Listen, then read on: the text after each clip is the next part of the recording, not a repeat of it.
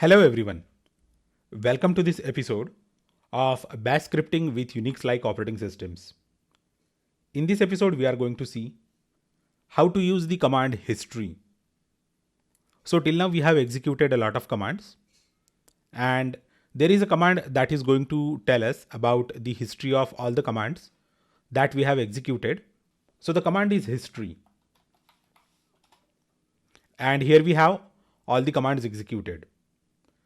Since this Raspberry Pi was started, it has executed these many number of commands, or rather we have executed these many number of commands, and this is the entire command history since that Raspberry Pi or any Unix-like operating system booted up. So it is quite a lot actually. Now it is kind of cumbersome to go through entire command history. So we can also see a part of that command history, and that is the second part of our episode today. So it is known as pipe. So I can use it like this, history, and this is the symbol of pipe. So you can find this symbol just above the shift key. You have to press shift key and then type in that symbol. So it is also known as pipe or redirection symbol.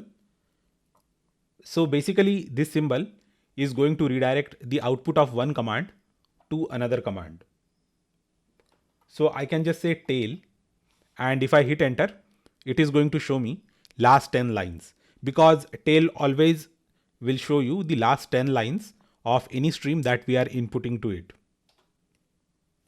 In case you want to modify the number of lines, this is how you can modify the number of lines. So the main focus of this episode was the redirection symbol. So this is a very simple example of pipe or redirection of output of one command to the input of another command. So we can actually write a very complex set of commands and join them with and, or, and pipe commands. So I hope that you have understood the importance of the pipe command in this episode. Thanks a lot for watching this episode, and we will meet again in the next episode.